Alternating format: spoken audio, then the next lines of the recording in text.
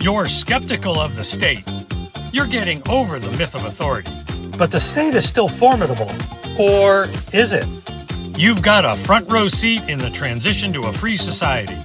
Let's dive headfirst into The White Pill Box with your host, Mark Maresca. Greetings all. Thank you so much for joining today. Today I am pleased to welcome to the show Shaka Mitchell of the American Federation for Children. Shaka, welcome to The White Pill Box. Thanks so much for having me. I'm really looking forward to this conversation. Folks, Shaka is a senior fellow at the American Federation for Children and a national leader in education reform. He co-hosts the podcast called Quality Matters. He created the Come Together Music Project, which uses music to find common ground between people from diverse backgrounds. And he's a husband and proud father. Shaka, I think it's safe to say you're a busy man. Busy man. Yeah, that's right. Folks, his full bio will be in our show notes, and I encourage you all to take a look. Shaka, I'm interested in a bunch of your projects. So start us off with some of your own standouts right now to kick us off, and what excites you about them? Yeah, thank you. Well, I would say two things really come to mind. And the first is professional and vocational. And then the second one is a little more personal. And the first thing that I would say is that it's a really exciting time in education because of school choice and the momentum that we see around the country for these programs. And I'm sure we'll talk a little bit more about that. But I get excited when I think about families having options beyond just the local government-operated zone school. Those schools work for many kids and many families, but we know that they don't work and can't work for every child. And so when I see options coming and proliferating around the country, that gets me really excited because I still believe that education is the surest way to sort of climb the ladder and achieve, your dreams as an adult. So that's really exciting me. And then on the personal front, you mentioned the Come Together Music Project. That's a nonprofit that I helped start, and our aim is to use music to deepen existing relationships, create new ones, and build bridges. And so we've got some projects coming up with the Come Together Music Project that I'm really excited about. We'll be doing some live events here in the next few weeks and coming months, actually. So that gets me really excited because I think there's, for better and worse, there's a real need for people to remember what it's like to be in communication with one another in a civil way. And I think music can help us do that. Yeah, it absolutely can. I'm very excited to see what comes of that. So if you don't mind, keep us posted and send me the links as they develop. I want to get just a little bit of your own background, if any, in the general freedom space, because I've listened to several of your interviews, and in particular, recently on your podcast, I think you interviewed someone from the Foundation for Economic Education. Yes. So I'm guessing that you have some background in the freedom space. Could you give me a general idea of your influences, how long you've been interested in that? Yeah, absolutely. I've been really, I would say, blessed to get to do this kind of work that's meaningful to me and that I really believe in for now, the better part of 20 years. So when I left grad school, I left law school at Wake Forest in North Carolina, and I went to the DC area. And I started working in education reform, but really with an eye towards school choice and empowering individuals. And then I spent time at the Institute for Justice, which is a libertarian constitutional law firm. And when people would ask, well, what do you do at IJ? I'd say, well, for the most part, we sue the government.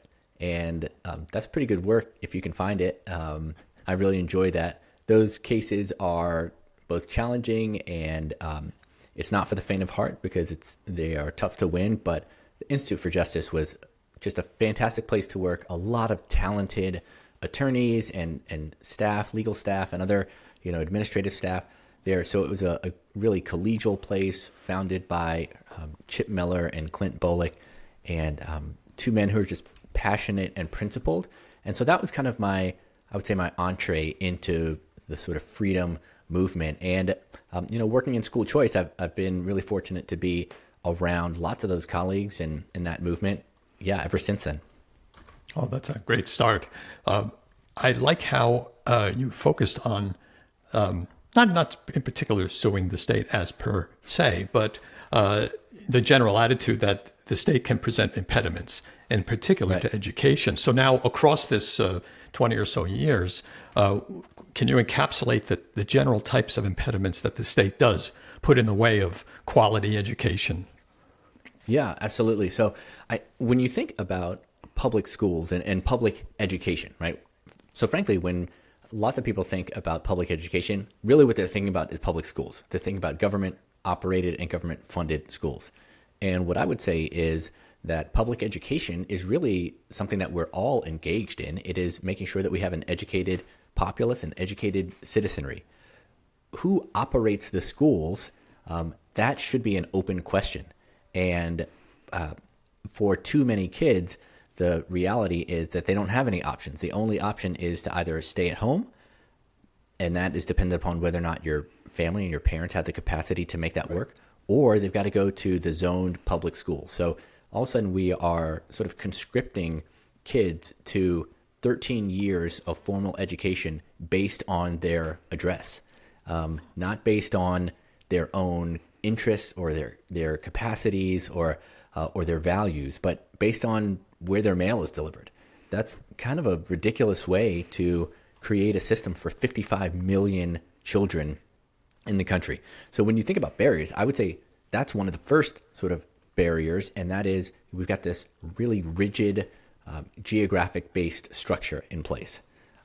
You see lots of other barriers that get sort of foisted upon our desire to educate kids, and a lot of it is just compliance-based. And so that would be the same in more economic realms as well. Like, why don't certain industries thrive? Well, highly regulated industries, we know, in the economic space, they don't thrive because you have to spend so much time on compliance that it's both a distraction and an opportunity cost. So you can't spend that time on innovation and on creating a product that people actually want. You're just checking the boxes for some bureaucrat. Well, the education system is a lot like that.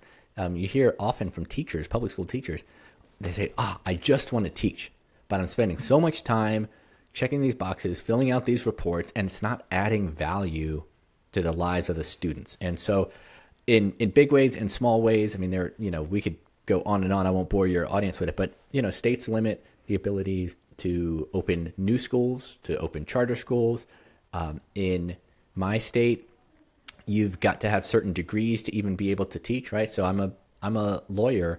I would not be able to teach a middle school civics course, even though I've taught constitutional law and American government at the college level. But I don't have that license, so I wouldn't be able to do it. And that just strikes me as pretty nonsensical. Interesting how you basically lead us into the idea of a market-based approach where consumers and parents have the choices.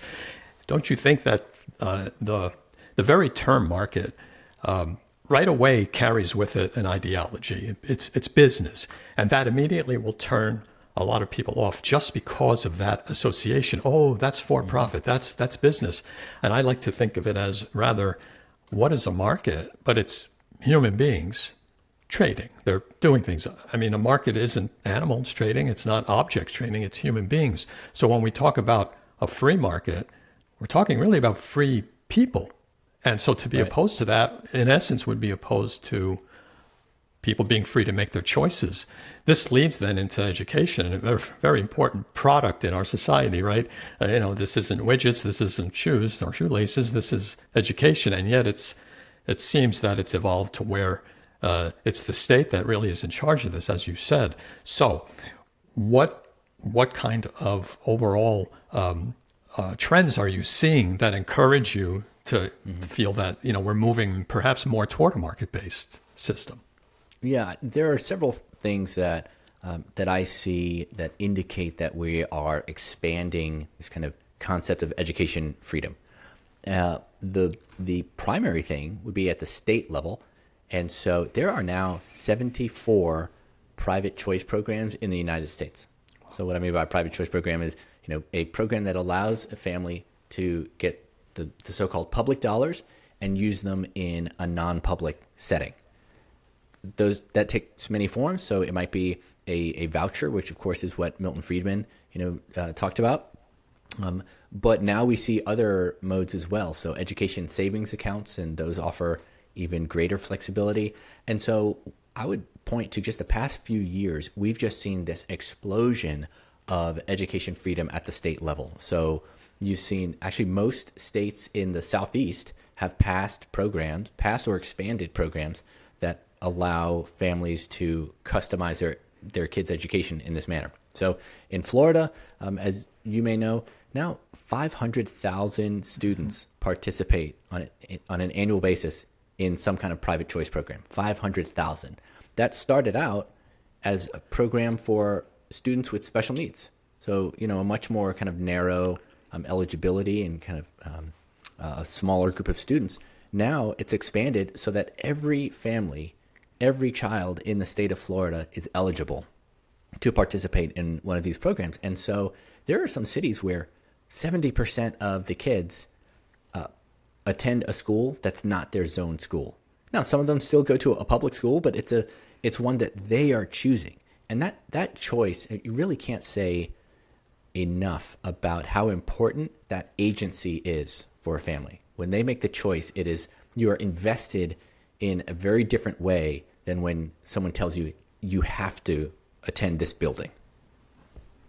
Well, and that speaks to the utilitarian advantage of that, which is, when you have the choice, you're making that choice out of other choices you could make. You're going to spend your money a little bit more wisely, and That's right. And you end up with a result that's superior to the alternative. And then there's the moral aspect of that, which is it really ought to be in the parents' hands to make those decisions. Right. I listened to a recent interview you did, and a recent very large example of what you just said, I believe, is the recent Texas program that was passed. I believe it was $1 billion in the first year that was allocated. Yeah. Can you cover a little bit of its detail? You've got that exactly right. Yeah, Texas just this year in May, I believe, passed a $1 billion education savings account program. And what it's going to allow is for about 100,000 students to participate just in the first year. And that number is set to grow over time. But that means that families are going to be able to access about $10,000 per pupil to use in the setting of their choice.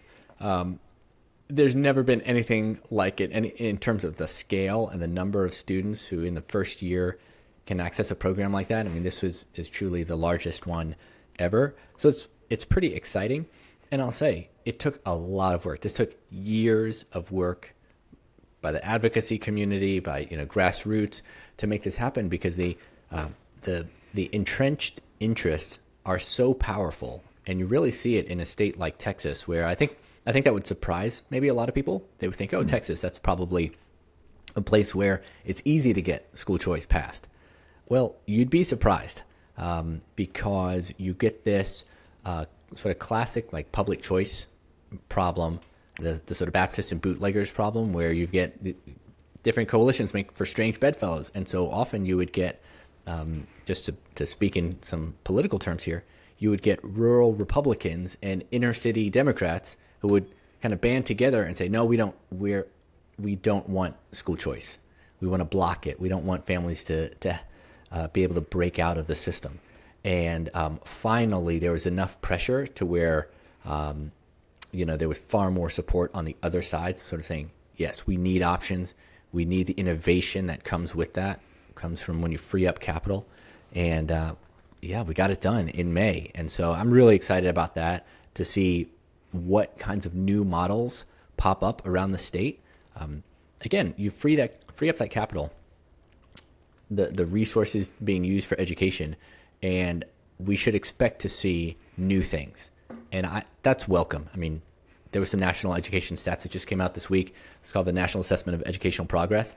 And it showed that 12th grade scores, math and reading scores, are the lowest that they've been, I think, since 2005. Some of that's COVID, but there's actually been a decline for 10 years. And so we've got to do something something different. And I think parents recognize that. They finally convinced their lawmakers in Texas to get on board as well. Yes, I was curious after I heard about it in the interview you did. Of course, my ANCAP question pops up is, did they raise taxes to fund this?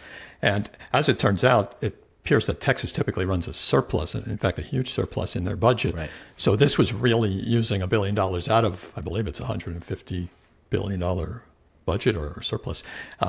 So there, just for my listeners who would ask that question, taxes were not raised for that. It's really allocating taxes that had already been collected. But it's a fair question, but or fair concern. But typically in these programs, they cost less, right? Because in most states, most cities, and most states, the per pupil amount is over $14,000 being spent per pupil in the public school sector. So instead of spending that $14,000, like in my state, you can now get an education savings account, and that's worth more like $7,500. So there's a savings there. Now, on the other hand, we'd love to get that number up. We'd love for there to be parity, because a student didn't become less worthy of the funding just because they picked a different school. That's what we would say. So we work to get that number up as high as it will go, so that there's parity, but it should be fiscally neutral. And that's how I would say that's the gold standard in these programs. Yeah, and I think another one of the concerns that my audience might bring up is what kind of oversight or requirement or regulations come with allocating funds like that. Are you familiar with that? Yeah. And so this is something that we think about a lot during the legislative process. I mean, I've worked in, too many states to count, and helped to draft legislation. And one of the things we say is there's always trade-offs in the legislative process. There's trade-offs, and there are concerns that lawmakers have that often we as advocates and folks who are maybe even in like the think tank space, things that we're not concerned with. So, for instance, lawmakers often think about academic assessments, and they say, well, this is education money after all, so shouldn't we be able to say that students are doing well academically? At the American Federation for Children, we agree with that, and we sort of say, yes, that's a pretty reasonable thing. So we're okay with the requirement of an assessment in these programs. Now, we think that there should be some flexibility, though. We think there should be some choice among those assessments, so that it's not just the state assessment. Maybe it's another kind of nationally norm reference test. But that's an example of where there's some trade-offs, because I have friends who would say, no, there shouldn't be any testing requirement whatsoever. And they're welcome to think that, but I kind of think that's like operating in a world where gravity doesn't exist. So it seems a bit unrealistic.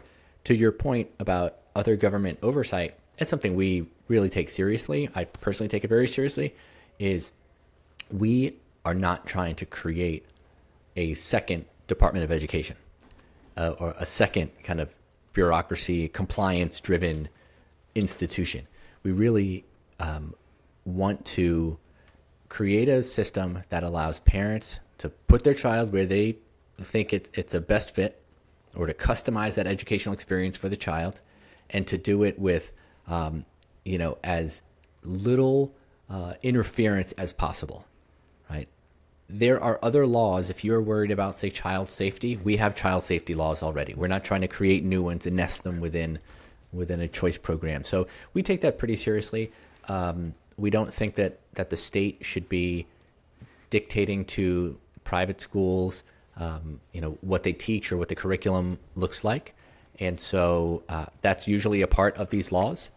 There is usually religious liberty is written into these laws. And so there are certain things like that we try to bake in right from the start. Well, that's how you have to deal with it if you're going to be in that field.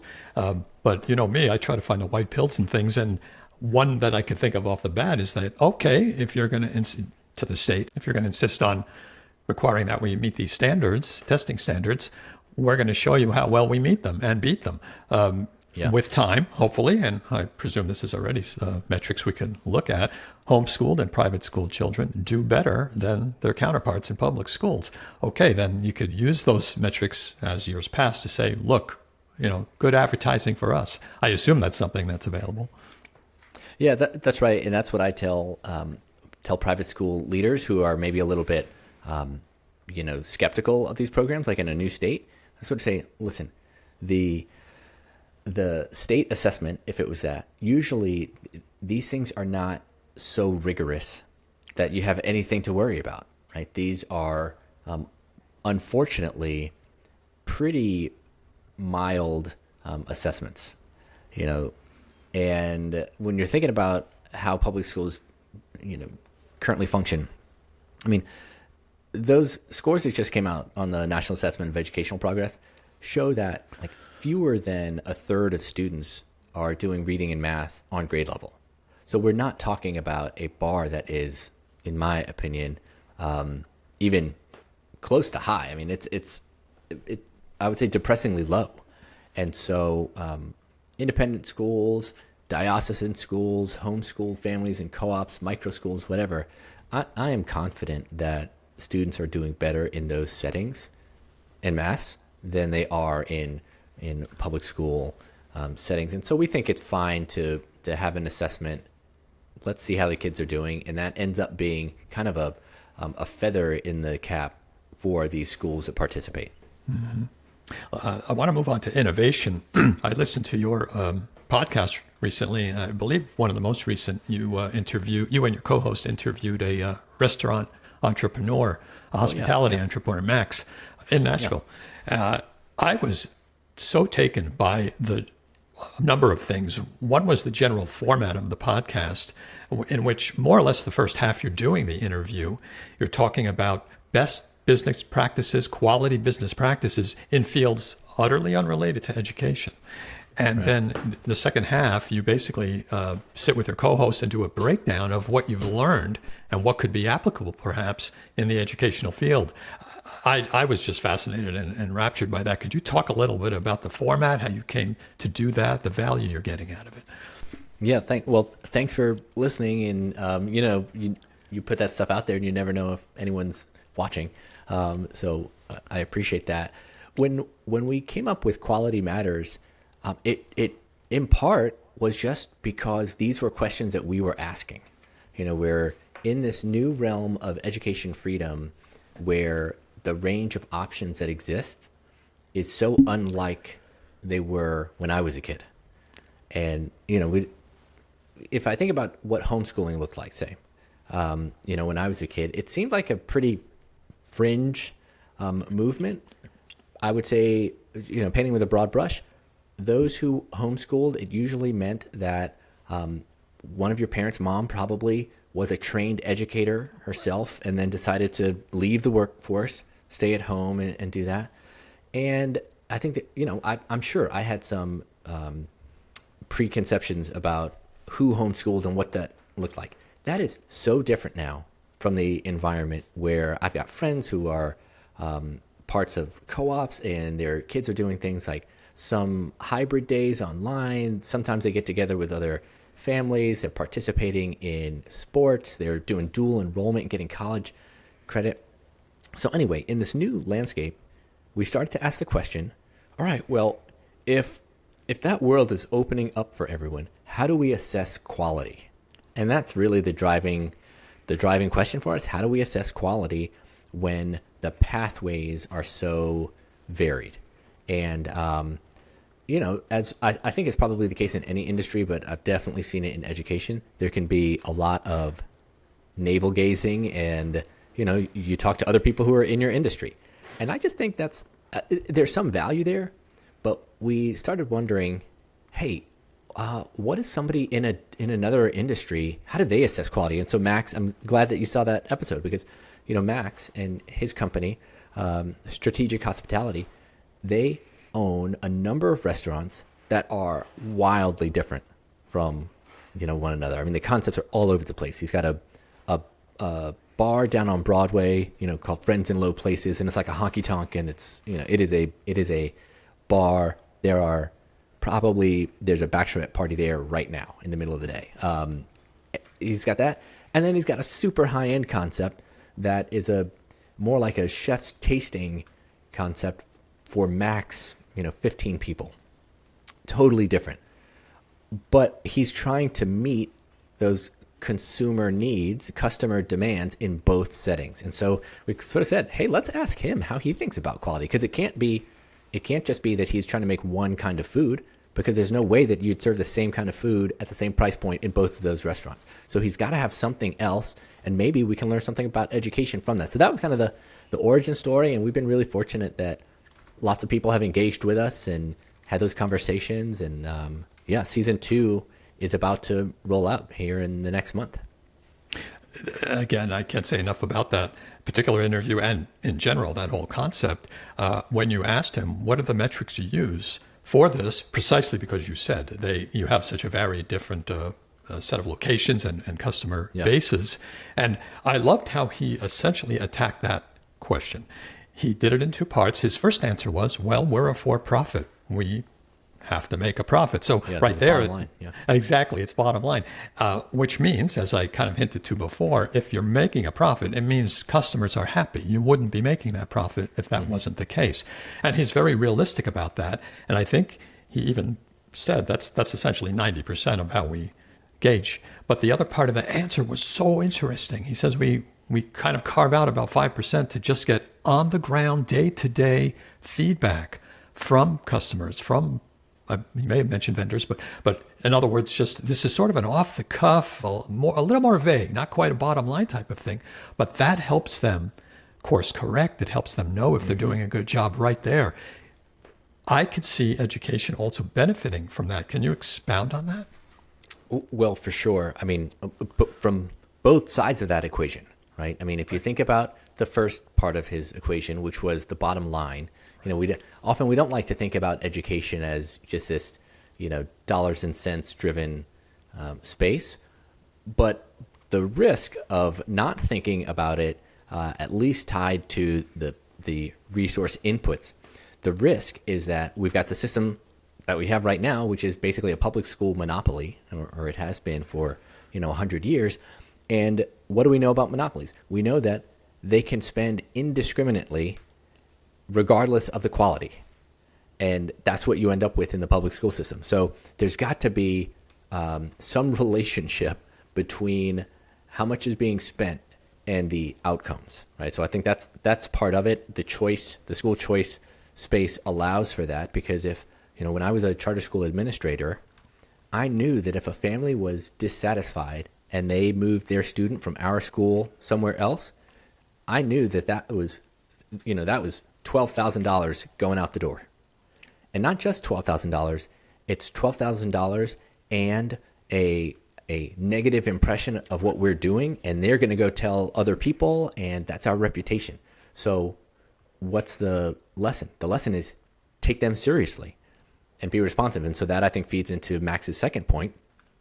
Be responsive, have a system that's responsive to what people, in this case, what parents demand for their children.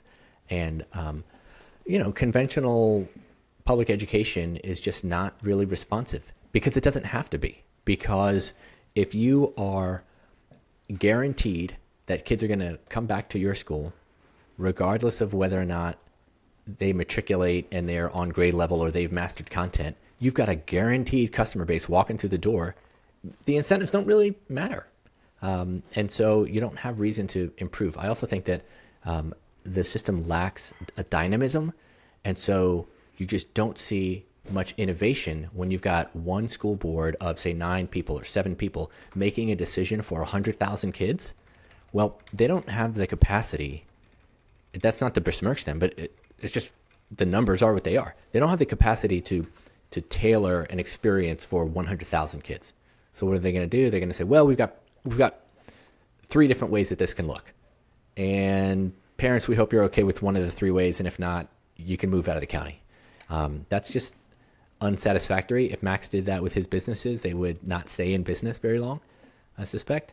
And so instead, he tries to meet customers where they are and, find that equilibrium. And I think we can do the same in education. In watching it, I then zoomed out as I was thinking it through. And I thought about Max, and I thought that man is passionate. He is passionate. Yep. About what? Well, it isn't really about making that profit, even though I'm sure he's happy that happens. He's passionate about the hospitality industry. This is just something he loves. And you could see that come right through when he talks about it. It's there at every level.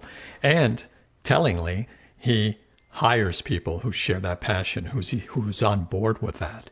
And I can't help but thinking that if education were a much more freer market, as it's sort of moving in the direction of, you're going to get people who have that kind of passion, bring it into it. And with that is going to come the innovation and the population of people who are also passionate about that. Yeah, I think so. And I think it, one of the things that we ought to be trying to do is making it an environment where teachers and educators, education entrepreneurs, where they want to stay in that space, for years.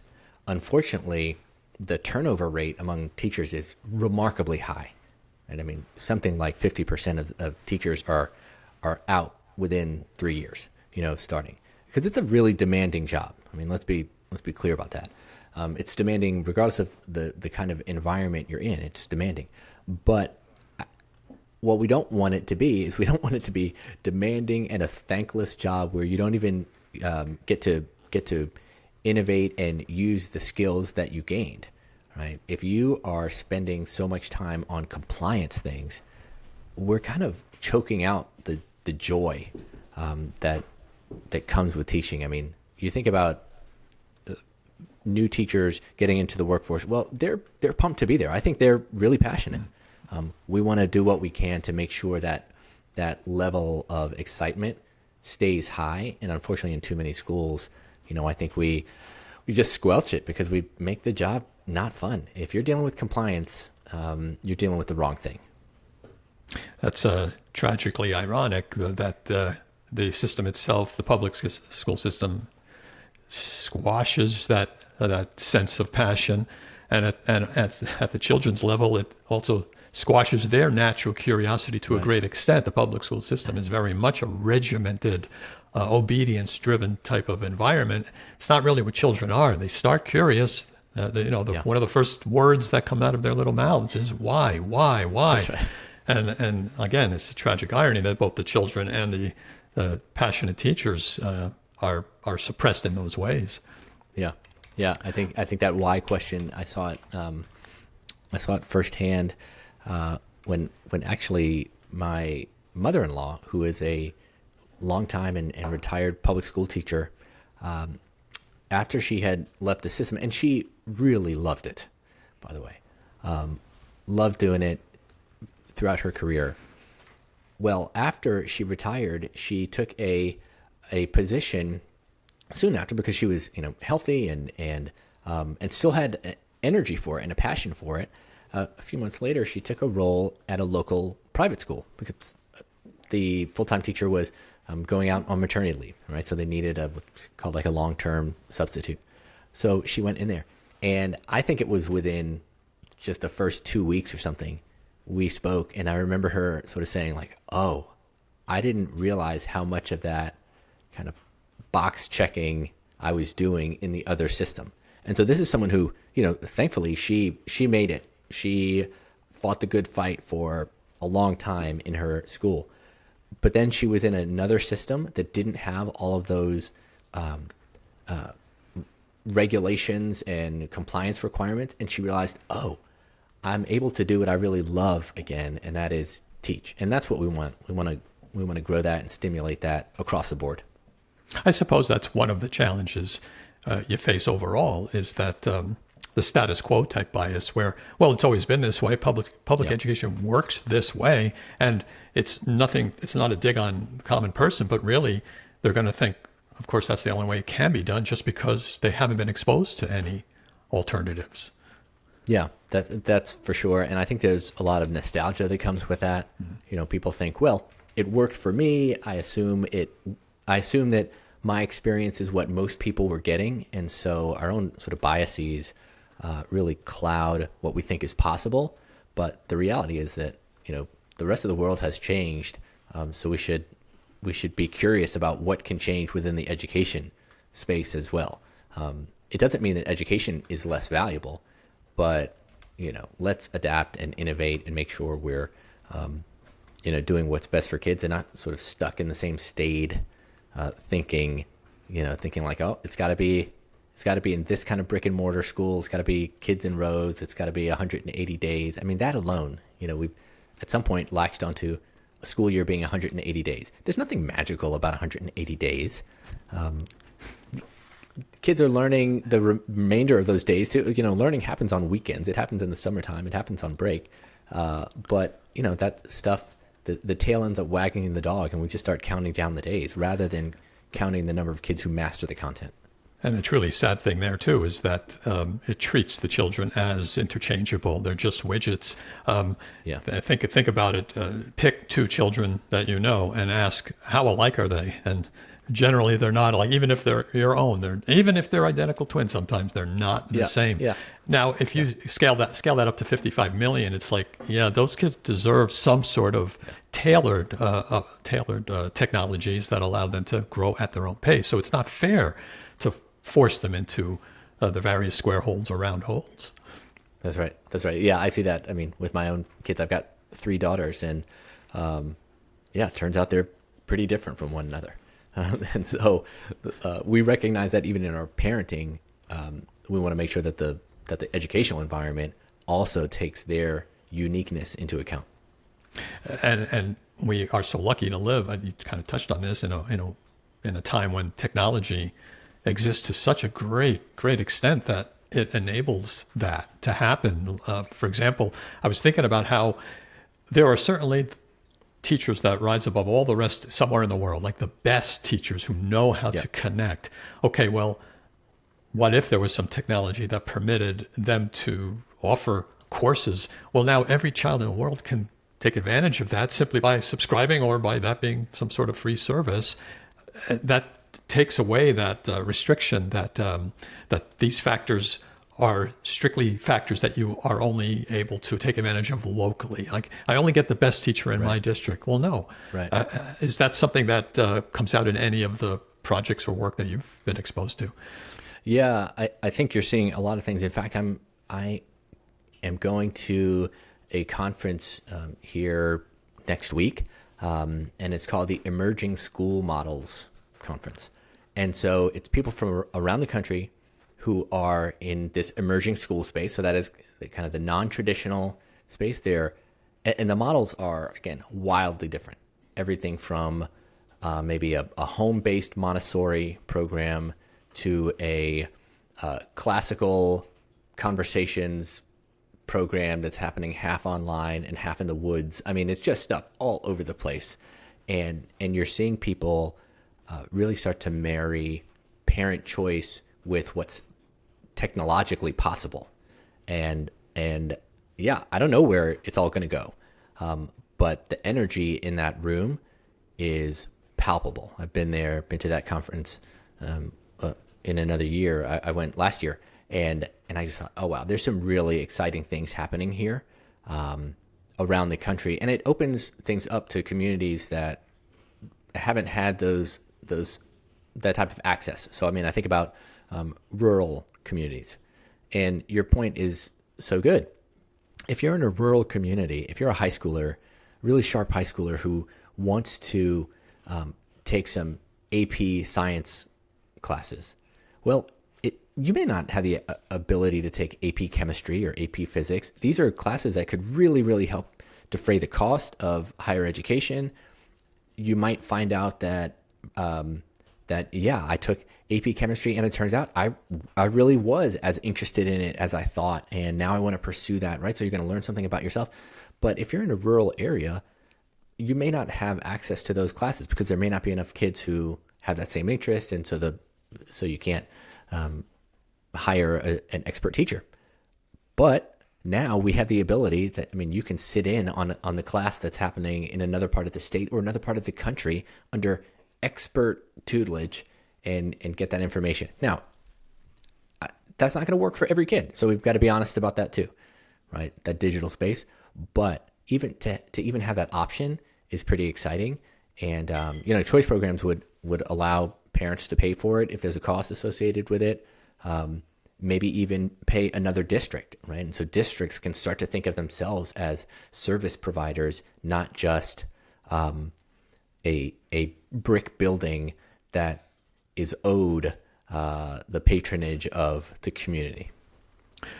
Did any of the models that you saw handle, let's say, teens, that age, in terms of those who might be interested in vocational type of training, like who don't necessarily want to move into higher education, but who just want to start working? Yeah, that's a great question. You're seeing a lot more of these models now that have that offer certificates, and so there are several schools in the Indianapolis area. Some of them are charter schools where kids are doing paid internships. They've got to compete to participate in a paid internship, right? So they're really incentivized to do this because they're going to get out of school a few days a week, go get some on-the-job skills. They're going to walk away with certificates that make them a more attractive job candidate, so that when they graduate high school, if they don't want to go to college, they would come out and they would already have more expertise than a college graduate coming for this entry-level job. And so that's a really attractive option to a lot of families. And so you're seeing more and more models try to incorporate those certificates into the school day. You touched before on sort of the image of public schools as the only way to go. I'm curious if you've run into any resistance ever from either parents or administrators or anyone really in terms of the concept of choice, because choice is obviously a word that comes up a lot. It's the through line of everything you do. Do any of them sort of get off put by that at all? Like, I don't want to have to make those choices because it's whatever. They feel it puts too much responsibility on them, or problems like that. I can't think of anyone who's ever told me that they don't want options for their own family. Now, I've run into plenty of people who think that they know what's best for your family, in addition to their family, right? So that's where I think there's often some friction, is because there are many people who are happy to exert their own choice, whether or not that's, say, attending a public but academic magnet school. Well, that's a choice, right? Because that's not your school of zone. Your student probably has to take an entrance exam to even go in. So it's a gated public school. So it's certainly a choice. I've met plenty of folks who are happy to make a choice like that, but get uncomfortable with the idea that other people would be able to take public dollars and make a similar choice and go across town to a different school. I think often there's an animosity towards religion when it comes to certain choice programs. I've heard people say, well, what about people who want to, basically who have a value system that's different from mine? Now, are they going to go to a school where that value system is taught? And to which I would say, you can't have education without values. Every time you teach someone something, there are some implicit values there. So there's no such thing as a neutral learning environment that way. So there tend to be people who are fine with making the choice for themselves. We sort of say choice for me, but not choice for thee. And that's definitely a contingent. Hopefully it's a diminishing group of people. One of the reasons I ask is just because I'll often go back to the idea that a lot of the entrenched ideas that are out there tend to be sort of age stratified, meaning the older you are, the more likely it is that you're more used to these older ways of doing things. And it's sometimes harder to change your mind when you're older, whereas the younger you are, the perhaps more flexible you are to new ideas. Have you noticed that if there is resistance or discomfort, it tends to be in let's say, the boomer generations or thereabouts? Yeah, it's a good question. I don't know that the polling that I've seen bears that out. I think you get just as many older folks who recognize that education's not what it used to be, or that the outcomes aren't what they used to be, at least. And so, I mean, for instance, hearing the folks that you describe, many of them would be very, very frustrated to know that military recruitment in the United States is at some of the lowest levels in history. Part of that is because now 25% of new recruits have to take remedial coursework, either academic, usually it's academic and physical. So they want to, join the Army, but they are not academically ready and they're not physically prepared. Well, the entrance exam, the ASVAB, is not like asking you to be a rocket scientist. This is a passing grade on this is something that every high school graduate should be able to do. So the fact that we've now got 25% of kids having to do remedial coursework to go into the armed forces, I think would be very frustrating to a lot of the folks that you were describing, a lot of older Americans. So you see a stat like that, or you hear stats like that, and you think, all right, we've got to do something different, because that's not a military problem. That's a K-12 education problem. And so I think folks are open to it. The toughest demographic around this issue of choice tends to be surprisingly, tends to be college-educated, progressive women. I am not an anthropologist, so I can't say why that is.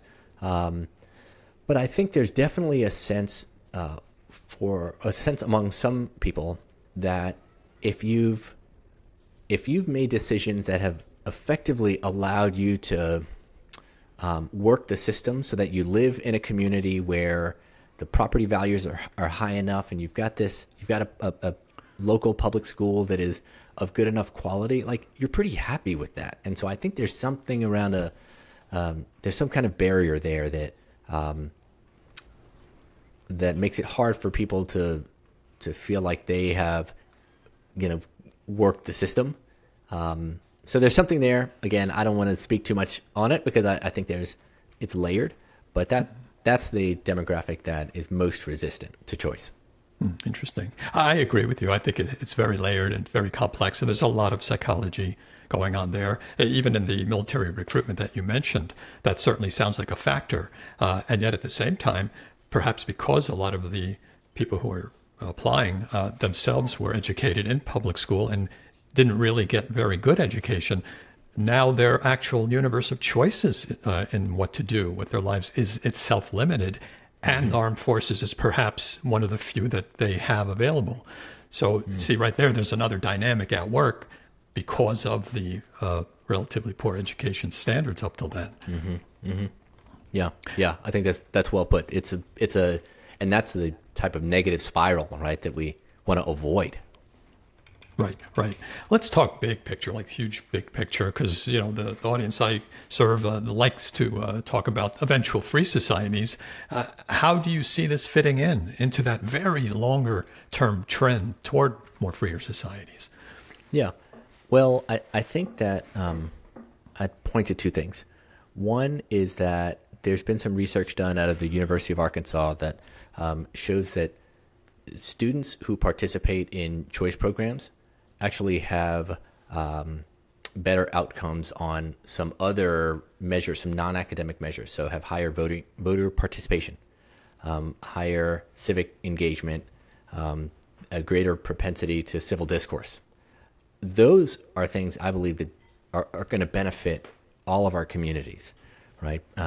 Because for whatever reason, you are more willing to engage with other ideas, which I think is sorely needed right now. To do that in a healthy way. So I think there's some real benefits.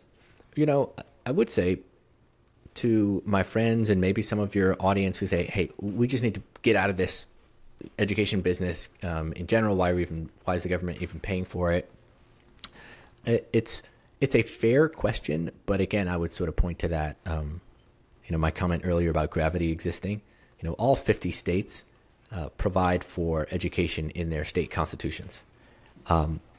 So just as a matter of law, until that changes, we're not going to have a complete private pay a la carte system.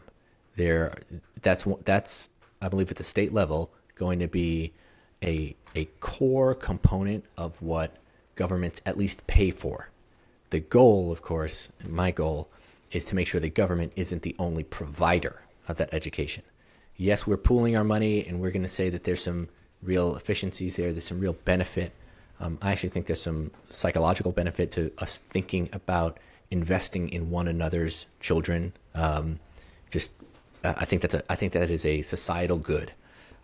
Not that children are societal assets or property, but I think their education is a societal good. And so that's not going to change. So I think we're going to continue to do that, but I think we're going to see the proliferation of way more non-public schools in the future. Right. Well, that's still awesome, because in my view, what you're accomplishing is demonstrating on the ground that choice works, that consent works.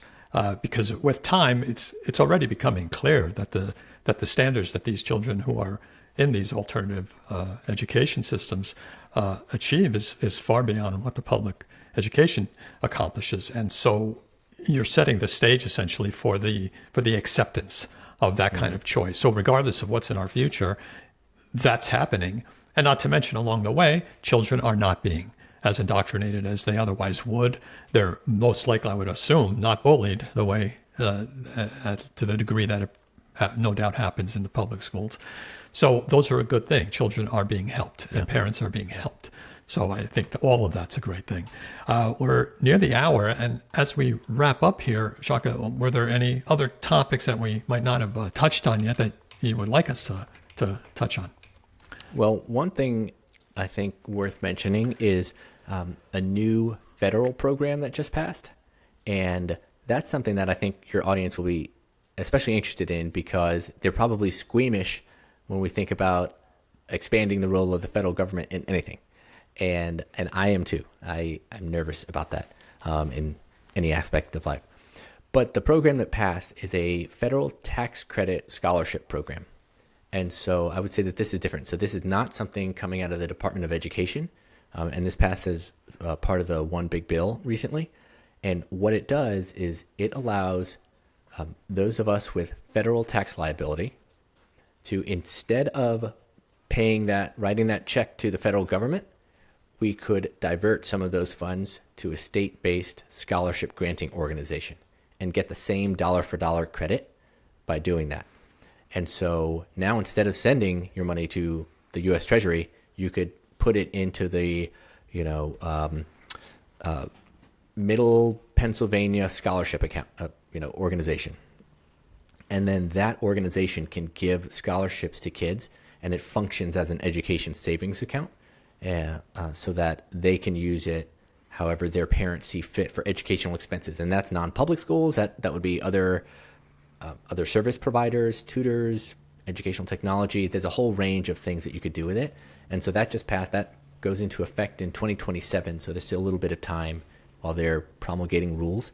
But that's going to be a big deal, because that means that there could be a school choice program in every state that nearly every child in the country could apply for. And so that's a pretty big deal, especially in a state, say, like California, where passing something at the state level is almost out of the question, because you could never get that through, that legislature. So to have this from the federal level, it's the first time that's ever happened, is a really big deal. Wow, I didn't know about that. That could set a precedent too in other fields, non-education. We've often said as ANCAPs, if taxes are so important, why don't you have us just simply check off the kind of programs we want it to be spent on, and you just, right. If you are going to tax us, can't we choose? This almost seems like a very first baby step in that direction. And if it shows promise, you never know. There might be some incentive to extend that. Yeah, and I for one, am happy to divert my taxes away from the federal government towards a scholarship granting organization, right? Even if it nets out the same, even if I'm paying the same amount, I'm happy for it to go, much happier for it to go to a scholarship granting organization than to fund, any number of things that's coming out of Washington. That's all awesome. I've really enjoyed our talk today, Shaka. We're at the hour, and I want to wrap things up. I want to thank you so very, very much for taking the time with us on the show. It was great meeting you. Yeah, thank you, Mark. I really enjoyed it.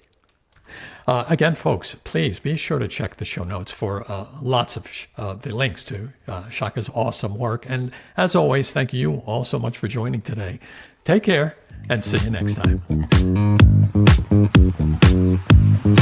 Thanks so much to all subscribers and everyone who joined today.